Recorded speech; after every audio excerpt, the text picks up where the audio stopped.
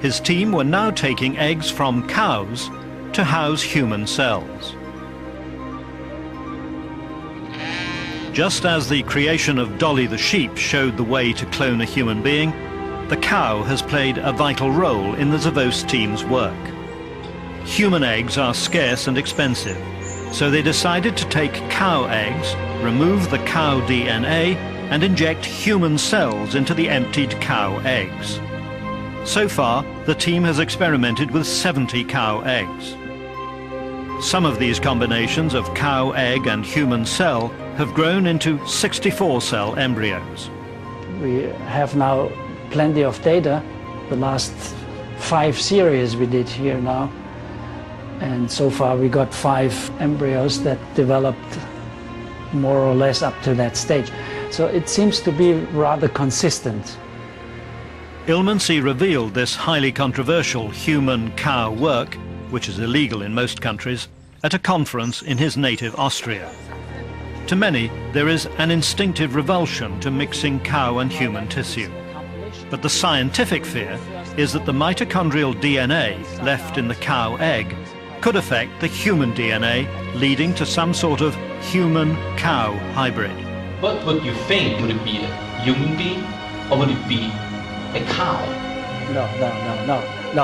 How should that be a cow if there's no DNA from the nucleus? But then it is a human being. And then I don't see that we don't know.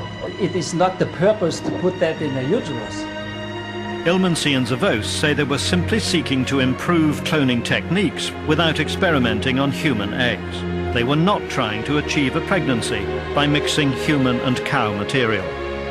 I don't want to think about it, and I must tell you that our team feels very strongly that we would not ever attempt a transfer of those kinds of embryos into a human being with the idea of giving rise to a human being. There was a further twist to the human-cow work that connected it to an even more secret experiment that the Zavos team was working on, one that would have aroused an even greater outcry if the secret had got out. Zavos was approached by a number of people who wanted to clone from the cells of loved ones who died. They took cells from 3 dead people, a baby, a teenager, and a 10-year-old American girl called Katie, who died in a car crash. Katie was simply everything to me. I can't tell you what I did and what I said and how I was feeling, other than that my life was over at that moment. Katie had been on holiday with her cousin. The accident happened on a Thursday, and we had to drive the 400 miles to get there. We got there in the morning. I was told that Katie was in the morgue. So I finally saw her at 10 o'clock on Friday morning. And my sister was coming to town. She was attending medical school. And when I talked with her on the phone Friday afternoon, she had said, what you need to do is get a skin sample, some biological sample from Katie, and at least have that option to have Katie cloned, at least. She said that? Yes, yes. What was your reaction? There's no hope anyway, but why not? And I thought that if there is one chance in 1/10 of 1% of 1 billion that it would work, of course I wanted to do that. 6 weeks after the road accident in which Katie was killed, a sample of her blood was FedExed to one of Dr. Zavos' secret laboratories. Any story that has to deal with deceased children is a sad story. The parent came to me with those tissues, frozen of course, and we present them properly at our facilities. Embryos were produced by fusing Katie's cells not with human eggs, but with emptied cow eggs. The DNA in the embryos that were created was virtually identical with Katie's DNA. We've tried one aggressive stimulation, and that was last summer. And we got to the 8-cell stage, which was a profound accomplishment. If it had continued to grow, would you have been tempted to say, let's go with this? Oh, yes. Yes, I would. Yes, I would. Zavos won't attempt to use the human embryo inside a cow's egg to achieve a pregnancy. But there is an alternative. It is theoretically possible to take the human embryo out of the cow egg and inject it again into an empty human egg, and then to implant it into a womb. In animals, this double cloning has been shown to improve success rates. It looks as if things will go that way because you want to do as many tests on non-human eggs as possible. And then if you do end up getting a healthy embryo, then you can transfer. Are you trying to recreate Katie? I would if I could, but I don't believe I can. I think rather what I'm doing is trying to give her biological presence in this world continuation. But Zavos goes further and believes a cloned cell and the same upbringing could have a remarkable result. Bringing back the genetic information and having it expressed again, and possibly molded in the same fashion as the other one, you may have a very good chance of cloning someone from a disease stage. All Zavos' work remains experimental. He's reaching into the unknown. The cloning process is fraught both with technical difficulties and emotional danger. Eventually, a new surrogate mother was found to carry the very first 10-cell human embryo, which had been frozen some months before. But when the embryo was taken out of the freezer, there was shattering disappointment. The embryo does not look very good at this moment. It looks like it's got some ruptured membranes here, and it's not a very healthy looking embryo, unfortunately. Is that what you expected? No, not really. Every time we freeze something, we expect it to return back as intact as we froze it, but this is a very harsh process. This is extremely disappointing. I got you now. The first human cloned embryo had disintegrated. Zavos telephoned the woman patient who'd been cloned. We incubated it overnight. There were about 2 or 3 blastomeres that they were inside the embryo, but this morning even those were damaged. There was 2 others, right? Yes. The 2 others obviously suffered the same ramifications. Oh. It's very devastating when you don't have any surviving. You obviously... If someone pays, you know, what I paid, $60,000 or $70,000, I guess obviously you ought to tell them, do not freeze the embryos. You don't want to pay $60,000 or $70,000. Well, you know, it's you know, what you're saying is absolutely correct.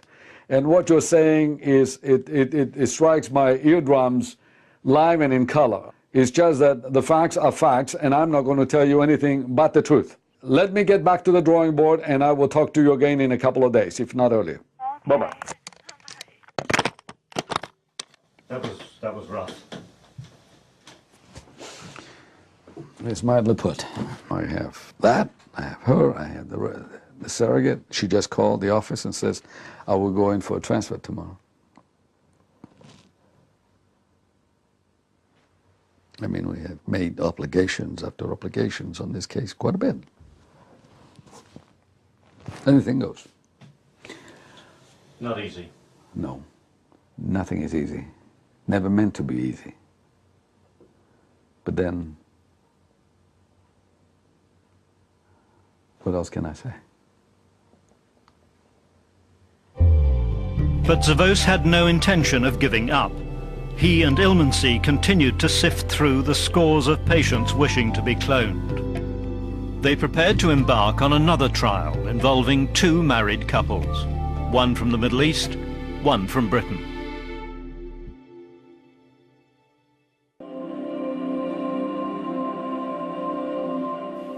The first 2 attempts to clone a human being had failed.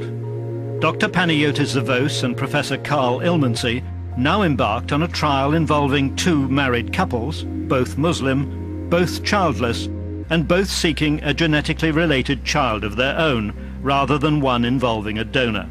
The first couple, in their 30s, were living in the Middle East and had been childless for 9 years. I want to have a child from my body. It's not from a donor thing. You want to have a genetically related child? Exactly, exactly. I don't have sperm to have my wife get pregnant. Why was that? I was having some infection when I was young, and none of the doctors gave me any hope for having a child. The couple had first contacted the Raelians, a religious sect that says it's connected to aliens from outer space. The Raelians claim to have cloned human beings, but they've never produced any evidence. The Raelians asked me for $150,000 US as a startup, and there was a penalty, $1 million US dollar, in case I revealed anything about the case.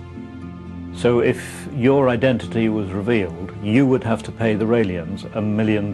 Yes, a contract I had to sign. The couple then saw Dr. Zavos's website. How much was the procedure going to cost you? It cost me $43,000 US. A British couple also contacted Zavos. Once again, the husband was infertile. My wife and I have been trying to have a baby of our own for 15 years. Because of me, we can't have a baby. The Zavos team decided to run the treatment of both couples in parallel. They arrived together at a secret laboratory. Zavos's next attempt to clone a human being was about to begin. 17 eggs were collected from the women and 7 embryos were created, a success rate of 33% in the case of the Middle East couple and 50% for the British. 3 viable embryos were then transferred into the womb of the wife from the Middle East. By day 3, there were exciting signs of progress. Take a look. Take a look. The news are good. Couldn't get any better, actually. Oh, my babies are doing well. They look beautiful. I think we have 3 very good embryos that could be in utero today, and that if implantation is successful as well, and the pregnancy is maintained, as we say in the US, we have a home run. 3 embryos were implanted into the womb of the British wife, the same number as with the wife from the Middle East. We are living on hopes, and we are praying every day. It will be a great thing for us and for Dr. Zavos and for everybody and for the medicine as well. Once again, there was disappointment. None of the embryos in either couple evolved into a pregnancy. But Zavos believes he's on an unstoppable journey. He has now experimented with 37 human eggs and cells, of which 14 have become cloned human embryos. Most significantly, 4 of these have progressed to what's called the morula stage, a hugely important milestone. It's an embryo that is advanced to, let's say, about 60 cells. The most important part is that it is called a compaction. The embryo starts to compact, and that you can see on the edges very nicely. And why is compaction so important? Well, then the next step would be going into the blastocyst stage. Blastocyst is the point at which an embryo reaches around 120 cells. Once a blastocyst is created, Zavos believes that a pregnancy will at some point be inevitable, and the first human cloned baby will be born. Eventually this is going to happen, and I'm not the only one that thinks that way, and therefore we'll be ready when it happens, and we'll be ready to react appropriately when it happens. But the spectre of deformity still hangs over human cloning. What would Zavos do if a cloned fetus were found to be abnormal? We don't make those decisions. Parents do. And therefore, for us to say that, once we observe some degree of abnormality or a bit of a deviation, we're going to terminate, we need, first of all, to identify properly what those abnormalities might be. We advise the couple, and the couple says, yes, after proper consultation, I'll make those decisions as we go along. This is medicine. This is not politics. This is medicine. This is not religion. This is medicine. This is nothing else but a game of life. The truth is that PGD, the examination of a cell taken from an embryo to trace defects, is not foolproof. Just like the IVF pioneers who brought Louise Brown into the world, the Zavos team will have to rely on scans and the examination of cells shed by the fetus while still in the womb, and hope the cloned baby will be healthy. Is there an element that you're going to have to wait for the baby to be born before you know whether or not it's normal? Definitely, definitely. And that still troubles me. If some defects show up, I think that would be it. Cloning would be banned and stopped forever. That same would be, in your view, a retrograde step? Well, I think so, because so many examples where science had advanced, but with a lot of risk factors, and certainly you have to weigh that. It's a heavy responsibility. Oh yeah, we may end up having problems. I'm serious. We may have to stop. Who knows? But Zavos remains convinced that despite the risks, the cloning project is not merely unstoppable, but is also important for parents for whom there is no other way to have a genetically linked child. Zavos himself is lucky. He has 2 young children, both baptized into the Christian faith, which he says supports him in the work that will, sooner or later, produce a cloned human being. We're not talking about Hollywood here. We're not talking about fiction. We're talking about the realities of life. This really even makes me a bit nervous. Why does it make you nervous? Well, this is powerful stuff. If anybody ever accused me of playing God, this is as close as you can get. I am not God. I play no God. I just only do God's work. And if I have a choice between playing God and playing devil, I'd rather play God.